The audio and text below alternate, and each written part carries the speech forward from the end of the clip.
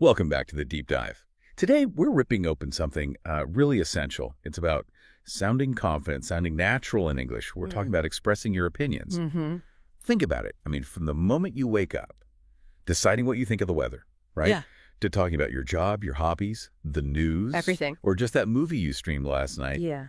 Your opinions, they're just a huge part of how you connect with people. That's absolutely spot on. It really is the bedrock of, real conversation. But for many English learners, actually expressing those opinions clearly and doing it smoothly, that can feel like navigating a minefield. Oh, yeah. It's one thing to understand the grammar, right?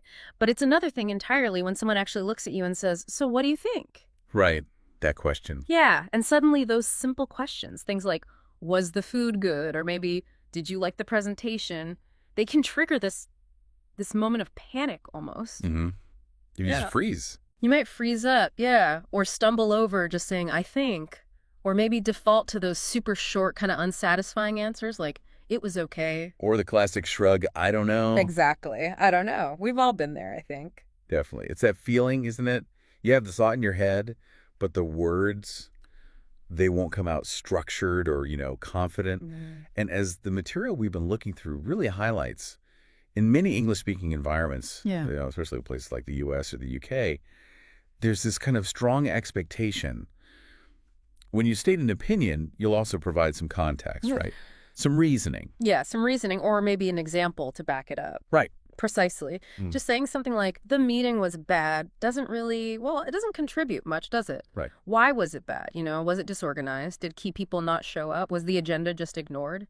Sharing those details, that's what makes your opinion meaningful. It allows the conversation to actually develop. Yeah, it gives people something to respond to. So our mission today really is to give you the tools and hopefully the confidence to move beyond those basic responses. Mm-hmm. We're going to dive into how you can clearly signal, like, hey, opinion coming up, how to support it with reasons that actually make sense, and importantly, how to handle those moments when you agree, or maybe more trickily, politely disagree with someone else. Yeah, that's crucial. We've really dug through the sources on this, and honestly, there are some incredibly useful phrases and insights in there, stuff that can genuinely change how you participate in English conversations. Absolutely.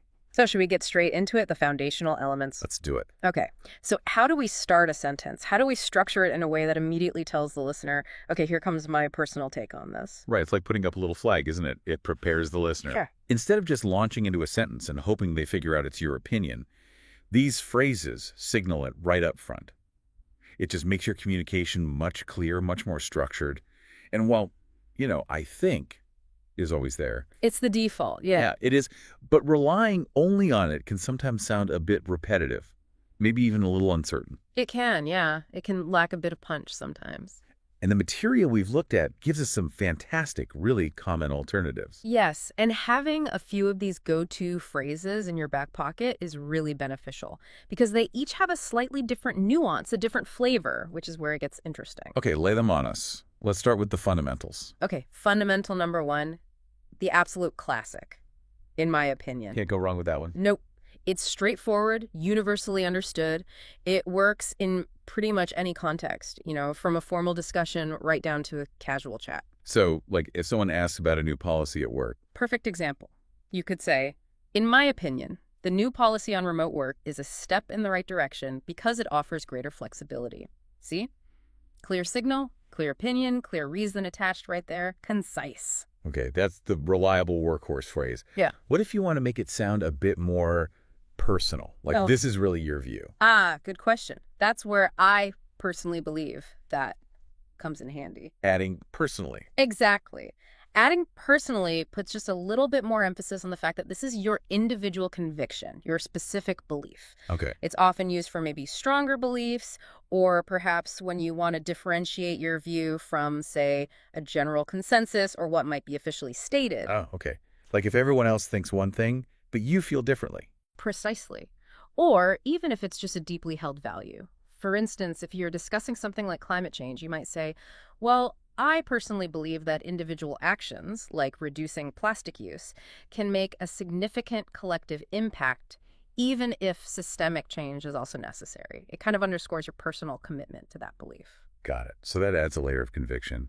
What about framing it from your specific angle, like based on your experience or something? Yeah, from my point of view is excellent for that. Okay. This phrasing suggests your opinion is based on your unique perspective, maybe your specific experience, or perhaps just the particular angle you're considering the issue from. Right. Imagine you're in a meeting, maybe discussing marketing strategy. You could say, from my point of view, focusing on social media influencers will probably be most effective for reaching younger demographics, especially based on our previous campaign data. You're highlighting that this isn't just a random thought, it's informed by your specific position or the data you've seen. I like that. It really positions your opinion based on your frame of reference. Makes it sound well considered. Okay, what about a softer approach? Sometimes you don't want to sound too forceful. Good point. I would say that product is perfect for that kind of situation. I would say. Yeah.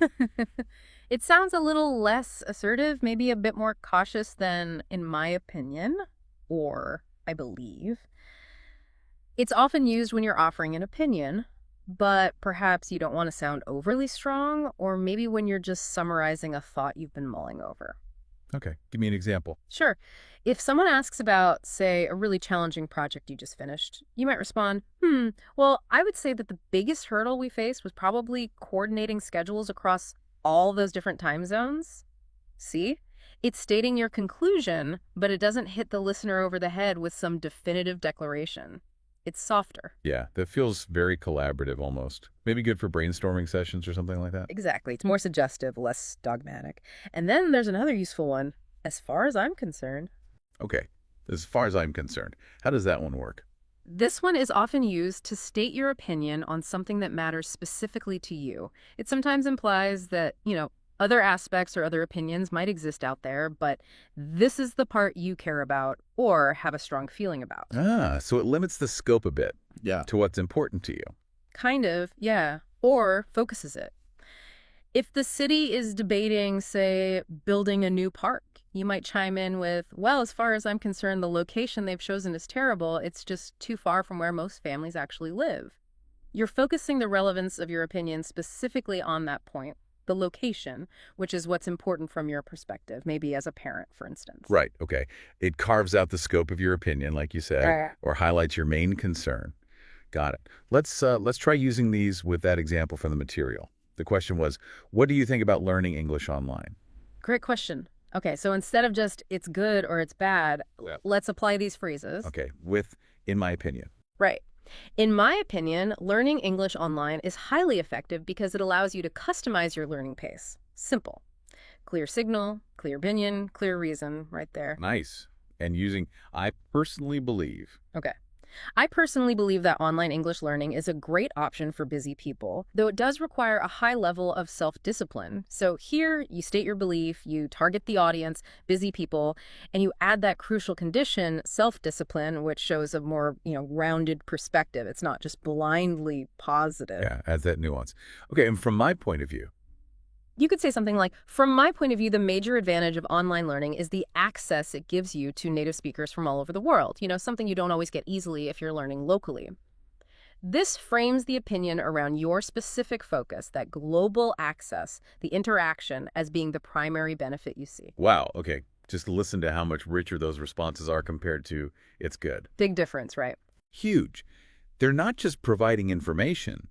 They're structuring it clearly as your perspective. They make you sound more thoughtful, definitely more confident, and they actually invite a deeper conversation because the listener understands exactly the nature of the statement you're making. Absolutely. These opening phrases, they're really powerful tools. It's like setting the stage properly before the main act begins. Okay, so the stage is set. Yep. You've stated our opinion clearly using one of those great phrases.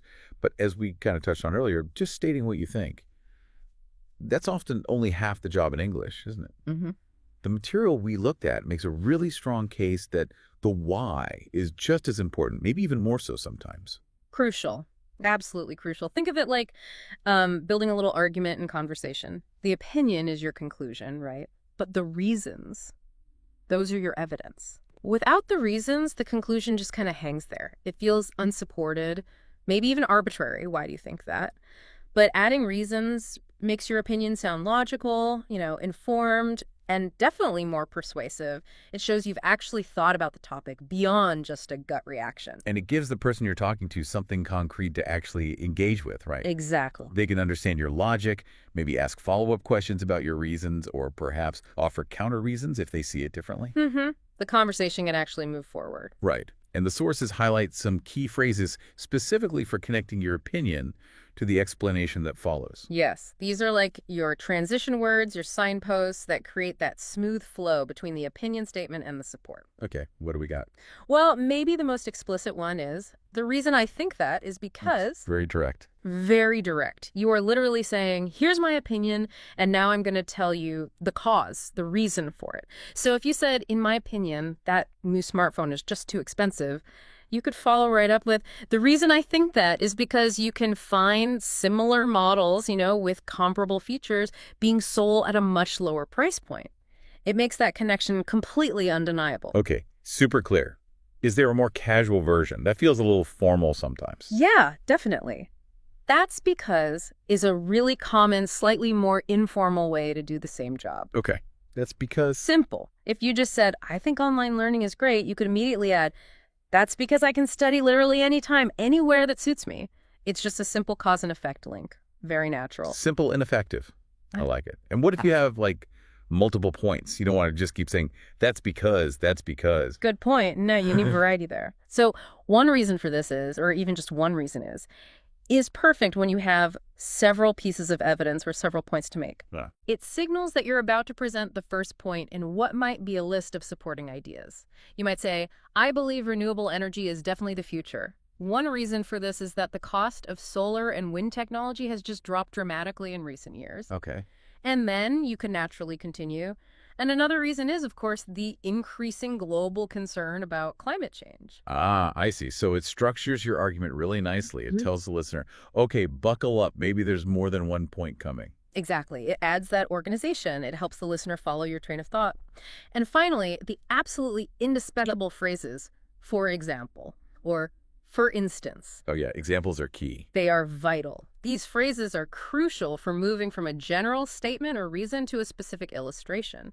Abstract reasons are good, but a concrete example makes your point so much more relatable, more vivid, and definitely more convincing. Totally. It makes it real. Yeah. If you claim online learning is flexible, just saying that is one thing. But saying, for example, I can watch recorded lectures on my commute to work, that provides tangible proof of that flexibility in action. Right.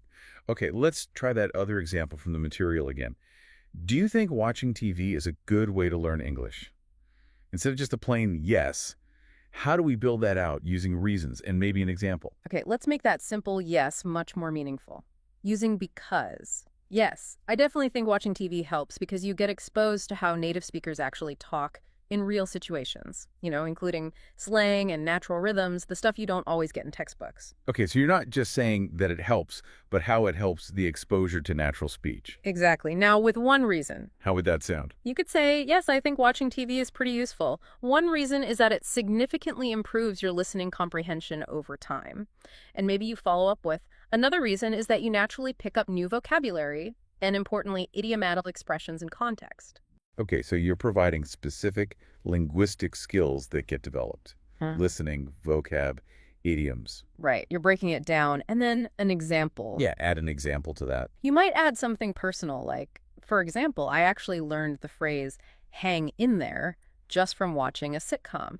And I immediately understood what it meant because of the situation the characters were in on screen. That specific little anecdote makes the general point about learning vocabulary in context really clear and memorable. That's powerful. It really turns a simple yes-no answer into a mini demonstration of why it's useful. And you support it with a personal experience. It's not just an answer anymore. It's a proper contribution to the conversation. Exactly. Your opinion suddenly gains weight, becomes more memorable, and just sounds so much more natural than a bare assertion like, yes, it is. Precisely. It's really the difference between just stating a fact, or what you believe to be a fact, and sharing a properly informed, well-reasoned viewpoint. Mastering this art of providing reasons transforms you from someone who just gives brief answers into someone who can genuinely hold a thoughtful, engaging conversation. Okay, this is great. So we know how to state our view clearly. We know how to back it up with reasons and examples. Hmm. But what happens when the person you're talking to doesn't agree? Which, let's be honest, happens all the time. All the time. Conversations are rarely just a series of people stating opinions that everyone just nods along with. That would be pretty boring, actually. True. So we need to talk about agreeing, which is easy enough, but more importantly, disagreeing and doing it politely. Yes. This is a huge area where language proficiency really meets cultural intelligence. How you handle differing opinions can profoundly impact your relationships. How you're perceived, especially in those English-speaking cultures we mentioned, like the US and UK, which the material specifically touches upon. Because while directness is sometimes valued, just blunt disagreement, without any softening, can easily be seen as abrupt, maybe rude, or even kind of aggressive in some contexts. Understood. You don't want to shut the conversation down or offend someone unintentionally. So, okay, let's start with the pleasant part first. Full agreement. When someone says something and you're like, yes, exactly. What are some good ways to show that? Okay, the material provides several really solid options here. The most direct is probably just, I completely agree with you. Simple, clear. Can't be mistaken, clear, unambiguous, and positive. Another one, which I personally really like, is, that's a really good point. Well, I like that too. Yeah, because it does more than just agree. It actually validates the other person's thinking process, their contribution to the chat. It shows you appreciate their perspective, which is fantastic for building rapport. Yeah, it's like complimenting them while agreeing. It is. Then there's, I see what you mean. Now, in this context, especially if you say it with like a nod or positive intonation. Right, the tone matters. The tone definitely matters. It signals understanding and agreement. It implies, okay, I understand your point, and yeah, I'm with you on that. Yeah. And then for more casual situations, just a simple, I think so too. Very calm and very friendly. If a friend says, wow, this cafe has the best coffee, you can just respond with, yeah, I think so too. Easy. Okay, those are all helpful for showing you're engaged and you're on the same page. Yeah. But what about those slightly more complicated situations where you hear a point and you agree with part of it, maybe, or you agree with a general idea, but you want to add a condition or perhaps a different angle? Ah, yes. Partial agreement. This is a truly valuable skill for nuanced, intelligent discussion. It allows you to acknowledge the validity, the truth in the other person's statement before you introduce your own slightly different idea or perspective. So you show respect first. Exactly. It respects their contribution while still allowing you to add your full thought. The material gives us some great phrases for this, like, I see your point, but... The classic acknowledgement plus but. It's a classic structure for a reason. I see your point shows you understand their argument, confirming you've actually listened. And that little word, but, gently prepares them for a slight shift or a counterpoint in your own opinion. So you're basically saying, okay, I understand where you're coming from, however. Precisely. Similarly, you could use, that's true, but I also think that this validates their statement as factually correct or at least valid. That's true, but then pivots with, but I also think, indicating you have an additional or perhaps slightly different perspective to add to the mix. Okay. And what about explicitly stating that your agreement isn't total? You can be very clear with, I agree to some extent, but... extent. Yeah, this explicitly states that your agreement isn't 100%. It's really useful when you agree with the basic premise, but perhaps not the full conclusion or maybe the scope of their statement.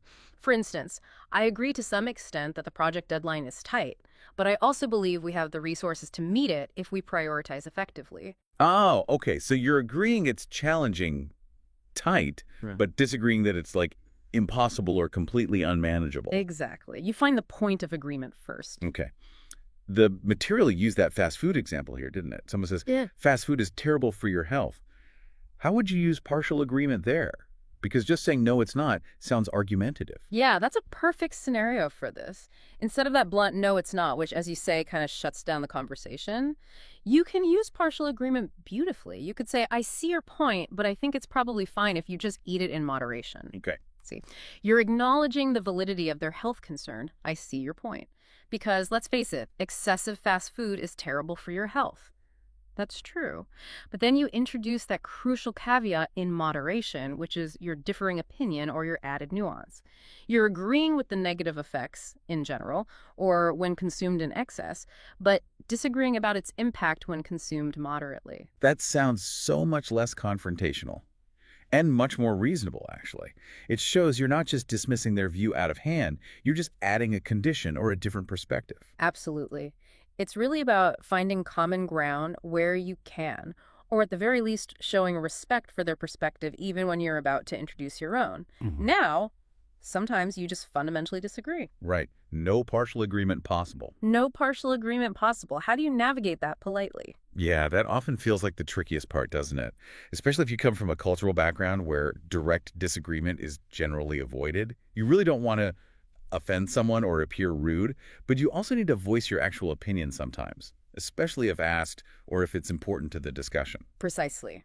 The goal always should be to disagree with the idea or the statement, not to attack the person making it.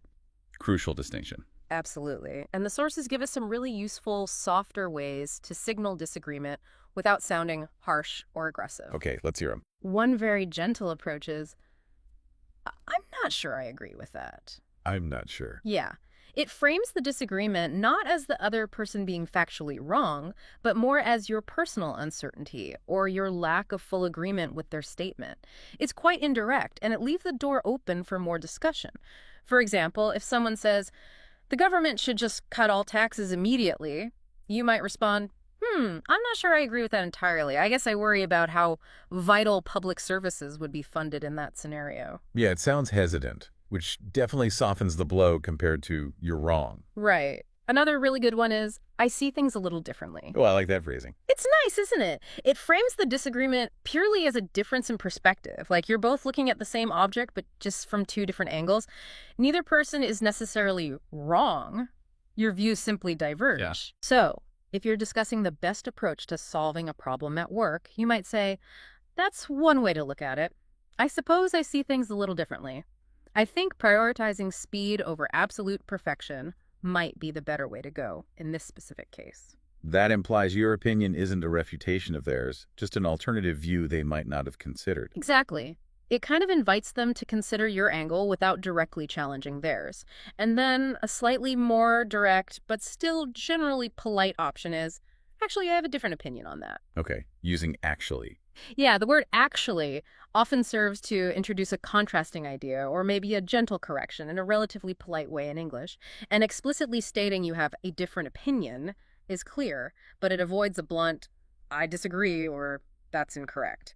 If someone states a statistic that you believe is wrong, you might say, actually, I think I have a different opinion on that number. I read somewhere that it was closer to X. I notice all these phrases cleverly pivot away from saying you are wrong or even a plain I disagree. That's absolutely the key takeaway here. The politeness comes from focusing the statement on your own perspective. I'm not sure, I see things differently, I have a different opinion, or by softening the introduction of the contrasting idea, actually.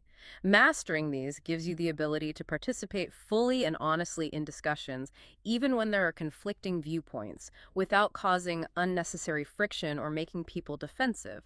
It's all about maintaining a respectful and constructive dialogue. This is so much more than just learning vocabulary lists, isn't it? It's really about understanding the social dynamics of conversation in English. Absolutely. Which actually brings us neatly to the bigger picture, the whole cultural context surrounding this.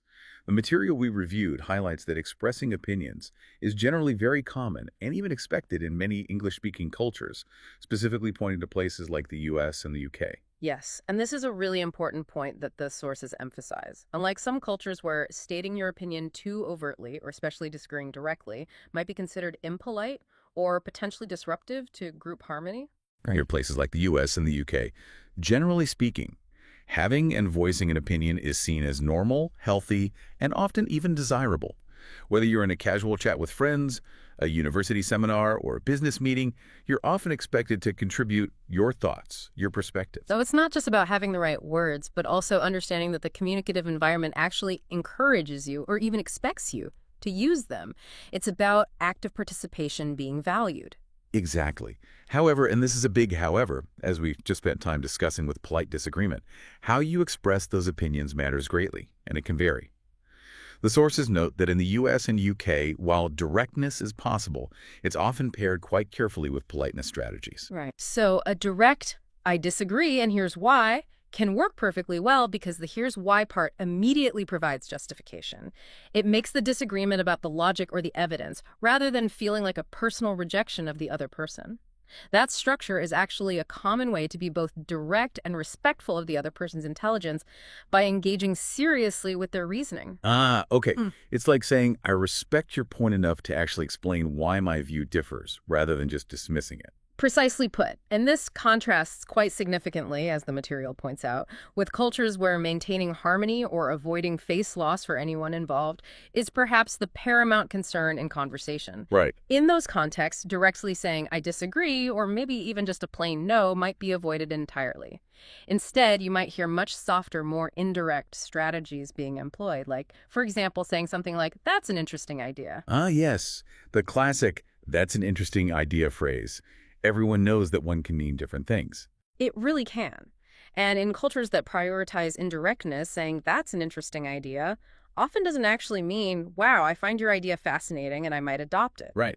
It might mean the opposite sometimes. It can function more as a polite placeholder, really. A way to acknowledge that something was said, create a smooth transition, and then gently introduce a different perspective without ever explicitly stating disagreement. It's a subtle way of saying, okay, I've heard you, and now let me offer something else for consideration without causing any ripples. That's a brilliant example of how the exact same words can have completely different social functions depending on the cultural context. Yeah. What might sound like genuine curiosity or consideration to, say, a typical U.S. speaker could actually be a gentle, polite dismissal from someone operating within a more indirect cultural framework. Absolutely. And misunderstanding these kinds of cultural nuances is a really common source of miscommunication in international settings. You might think someone is agreeing with you or seriously considering your idea, when in fact they're politely signaling that they probably won't be pursuing it. Or the reverse. Or the reverse. Your own direct disagreement, which you intend purely as a comment on the idea itself, might be perceived by someone else as unnecessarily rude or aggressive, even if that wasn't your intention at all. This also shifts quite significantly in professional settings too, doesn't it? You mentioned earlier you wouldn't just blurt out, I disagree, in a formal meeting, usually. Definitely not, typically. Yeah. The sources highlight that in professional environments, especially those that really emphasize collaboration and teamwork, the language tends to become even softer, even more strategic. The goal there is often to influence, to propose alternatives, or to gently suggest a different course without appearing confrontational or, crucially, undermining your colleagues. Right. You want to maintain good working relationships. Exactly. So instead of saying something really blunt like, that idea will never work, or you're completely wrong about that data, which can immediately make people defensive and just shut down productive discussion. You use phrases that kind of invite collaboration or present alternatives more gently, more inclusively. Precisely. The source material provides that excellent example.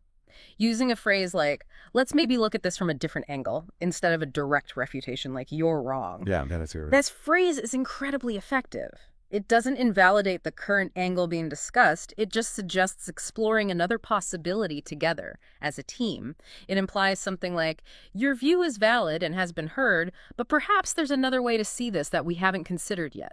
Shall we explore it? That totally reframes the interaction, doesn't it? It turns what could be a potential conflict over who is right or wrong into more of a shared problem-solving process. Let's look at this together. Precisely. And there are other similar phrases you might hear or use, like, have we considered, or what if we perhaps tried, or even, building on your point, perhaps we could also consider. These kinds of phrases contribute to a much more productive and respectful atmosphere in the workplace.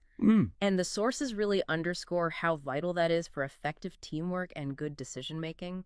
It's all about presenting your ideas as contributions to a collective goal, rather than as competing viewpoints fighting for dominance.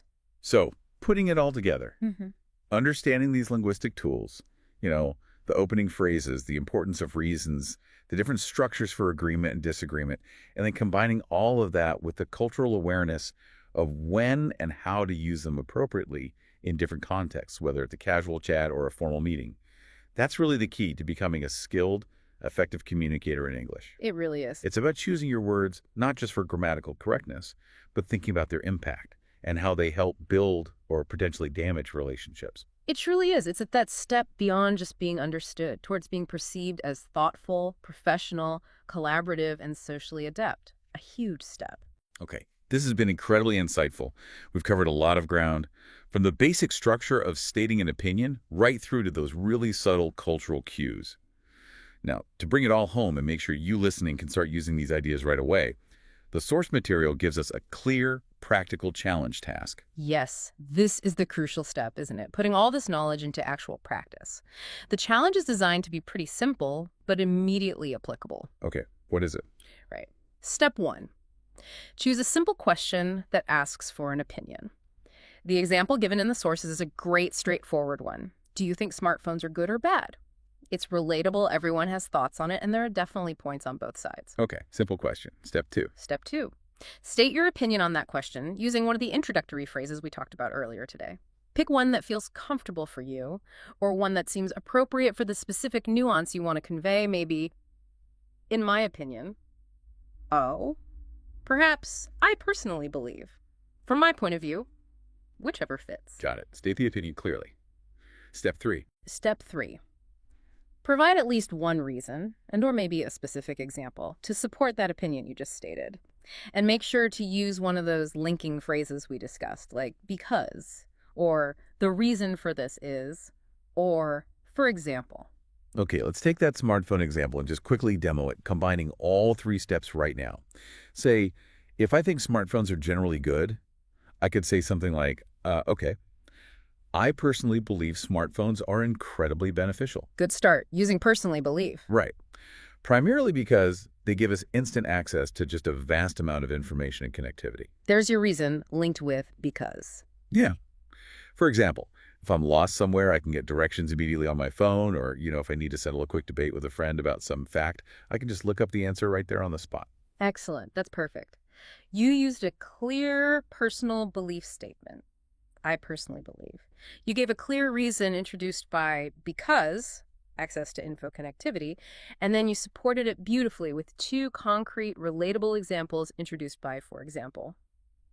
You've taken a simple good-bad question and built a mini, well-supported opinion piece right there. And that feels very achievable, actually. You listening can pick any simple topic you like, your favorite book, maybe whether dogs are better than cats, always a fun one, the best season of the year, and just practice forming that opinion, stating it clearly with a good opening phrase, and then giving at least one solid reason or example. And practice saying it aloud. Or even practice writing it down first, if that helps solidify it. The more you consciously use these structures and phrases in your own practice, the more natural and automatic they'll become over time. Good tip. And also, pay attention when you hear native speakers state their opinions. Actively listen for the phrases they use to introduce their views, and notice the ways they provide support or examples. You can learn a lot just by observing. Exactly. Active listening is definitely key. And actually, we'd genuinely love to hear from you what's a topic you enjoy discussing in English. Maybe take a shot, even just for yourself, at stating your opinion on it, using some of the techniques we covered today. Yeah, making it personal really helps reinforce the learning. Think about something you actually do have a strong opinion on. It makes the practice more engaging. Definitely.